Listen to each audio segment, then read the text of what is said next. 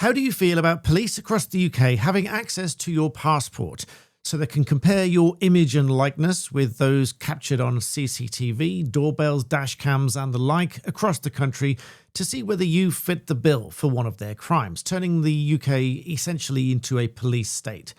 Also in this video, Labour stands accused of denying millions of people their democratic right to vote by cancelling elections yet again, and Rachel Reeves now stands accused of causing the longest and most severe period of UK investors pulling out more than £10 billion of global stock markets over the last 6 months. And a little bit about Labour's hypocrisy more later on in the video. But first of all, if you like this sort of brutally honest analysis of what's going on and the Christmas sweater to cheer things up a little bit, please do subscribe to the channel. We are nearing 900,000 subscribers. I will keep pushing and plugging and hopefully helping you to understand law. So let's take a look at these in turn, shall we? So a lot of people are criticising this because a lot of people don't think the police should have blanket access to the passport database across the country, even if they are doing so to try to catch criminals. A lot of people suggest it might be misused, abused, leaked, hacked, and let's be honest, mistakes along the way, because a lot of people are bound to be misidentified, dragged through the process, and essentially punished by the process when they were nothing at all to do with it. And that is not even taking into account the fact that most of these thugs and criminals just cover their face anyway and probably won't be susceptible to most of the facial recognition. But because facial recognition is planned in every town centre across the UK, and giving the police access to the passport database essentially turns it into a bit of a police state. But this is the latest proposal by Labour because obviously so many people have got dash cams and doorbells and CCTV and so on and so forth. So these cameras are capturing a lot of people and they think that this will help to catch criminals. And the plan is to combine all of that with passport data, even immigration records to help to catch criminals. Now, anything that's to help to catch criminals sounds like a good idea, until it's not, because obviously civil rights groups have opposed the plans, warning that this is a historic breach of Britain's privacy. Silky Carlo, director of Big Brother Watch, said that the expansion would transform the UK into an open prison and that passports would become mugshots for a giant surveillance database, putting British public at the risk of misidentification and injustice. Every search through this harvest of our personal photos puts millions of innocent citizens through a police lineup without our knowledge or consent. Sir Keir Starmer's government is committing a historic breach of Britain's privacy that you might expect to see in China, but not in a democracy. And there's a very valid point, because the Data Protection Act is quite strict on what data is collected and processed for. There needs to be a legitimate basis and so on, and generally it needs only to be used for what it was originally collected for. Now, passports were not collected in the first place to be a mugshot in a criminal lineup. So there's an argument that that is an overreach by the police and the Home Office of the use of passports. But nonetheless, if that goes to court, the court will rule and probably say, well, this is government policy and they can do that. But if the court were to rule that it is in conflict with the Data Protection Act, as we saw with the VAT on school fees, a little bit of a story about that later on in the video, it might rule that it's in conflict with the Act, but government policy, and let them do it anyway. So this is certainly a step towards becoming a police state, in that surveillance cameras everywhere, facial recognition everywhere, linked with your passports as a mugshot. That really is an uncomfortable place to be, knowing that when you go out and about in the streets, you are on camera, you're being captured, you might be tracked and monitored without your knowledge or consent. This really does give rise for concern. But that's not the only thing that gives rise for concern. Labour also stands accused of cancelling these mayoral elections again, which were due to take place in May. Many of them are being pushed back now till 2028, which many people are now saying that this is cancelling their democratic right to vote for the mayors in those areas. Now, this was first under Angela Rayner, and the excuse then was that they were creating larger unitary authorities and combining different local authorities together, and that needed more time to organise that, and therefore there was no sense in having an election when they might just change everything afterwards.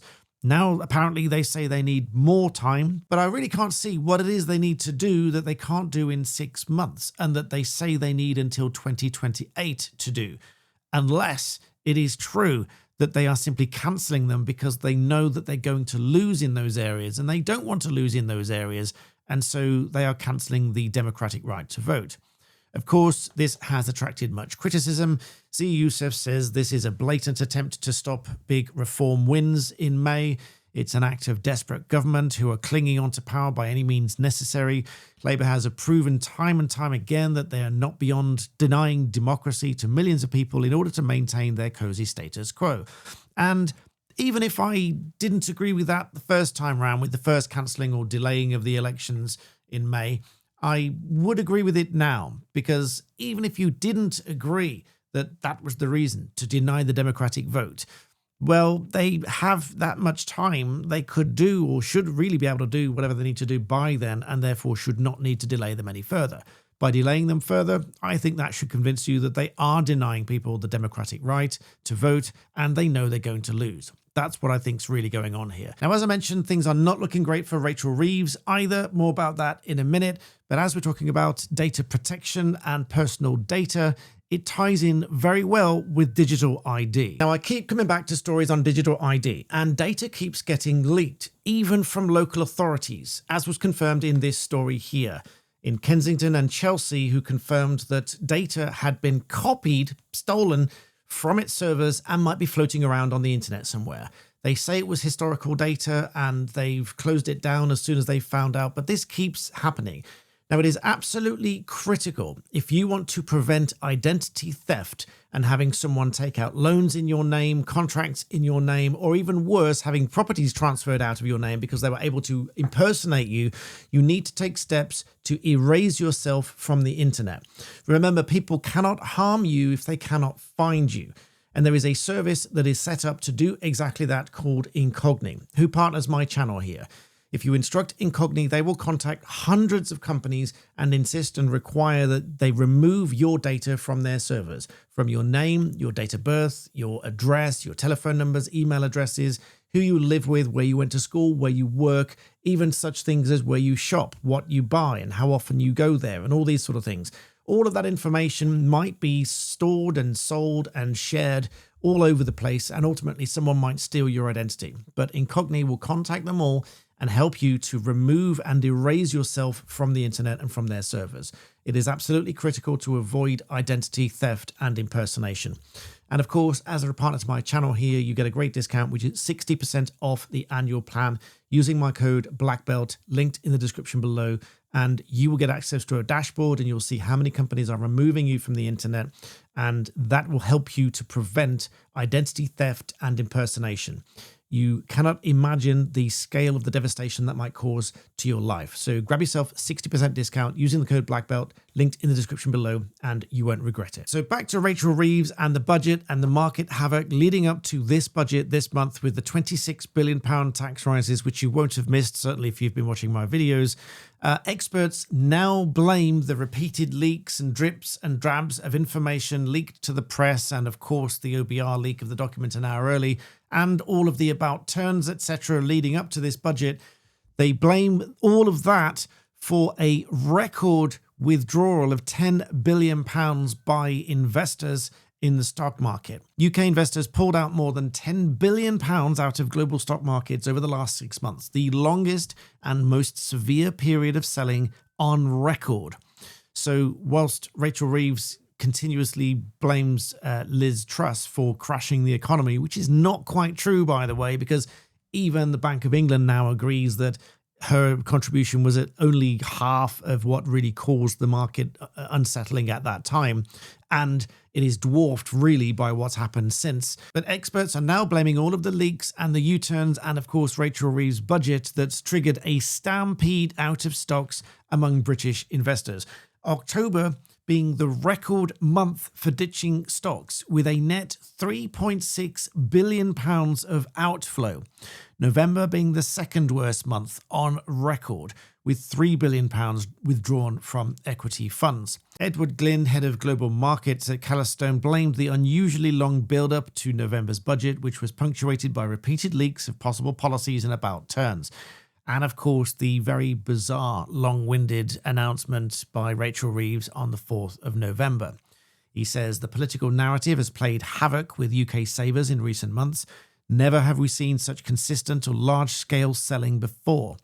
The recent period of policy uncertainty has clearly unsettled investors and in some cases prompted reactive decisions they may later regret. of course referring to a large number of people withdrawing their pension, which is something that obviously they cannot undo. They cannot go back on that because of all of the uncertainty about the leaks and the run up to this budget. But now to some staggering hypocrisy and gaslighting by this Labour Party. I hate to sound like I'm just attacking all the time, but you really can't make this up. Read this. Good news, they say. Labour is providing early send support for families with our Best Start family hubs. This Labour government is putting support for children with special educational needs and disabilities at the very heart of our goal to increase opportunities for every child. Now, you remember the VAT on private school fees, where a disproportionately large number of SEND children attend those private schools. They were not exempt from the VAT. Thus, many of them, thousands and thousands of them, could no longer afford the school fees and had to be moved. That is why the case was challenged at the Supreme Court. And there were 2 points at which the Supreme Court said, yes, we do think that this policy interferes with their access to education. But it's a government policy, so they can do what they wish. So on the one hand, they tell you we are putting SEND children at the heart of our goal in supporting children. On the other hand, the Supreme Court said something different. Paragraph 198 of the Supreme Court judgment. Children with special educational needs but no education and healthcare plan are in a significantly different situation from other children at private schools. And the challenged measure, the VAT, has a disproportionately prejudicial effect on them. This is because, unlike children who do not have those needs, they will be going into a system which either will not meet or is highly unlikely to meet their needs. The system is failing to meet the needs of those with SEN who are already in the state sector, whether they have an EHCP or not.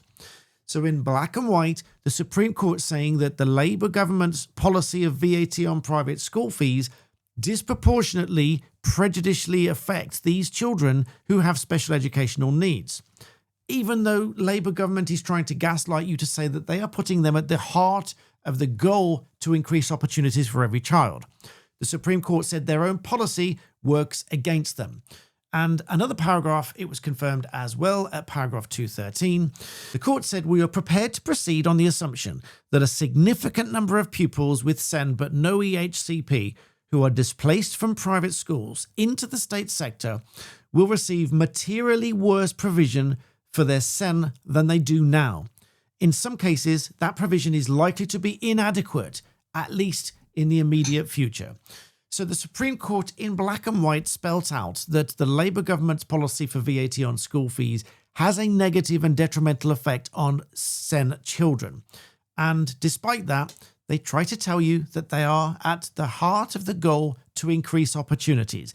How can it be? This is patently false, as it was illustrated by the Supreme Court judgment. So I know that some people may question why I keep talking about these things, and this is why, is because they think you forget.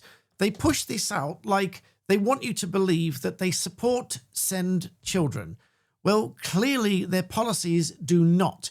Now, I don't forget, and I won't let you forget, and I won't let this sort of misleading post go out without being challenged. Let me know what you think about that in the comments below, and as always, thank you for watching.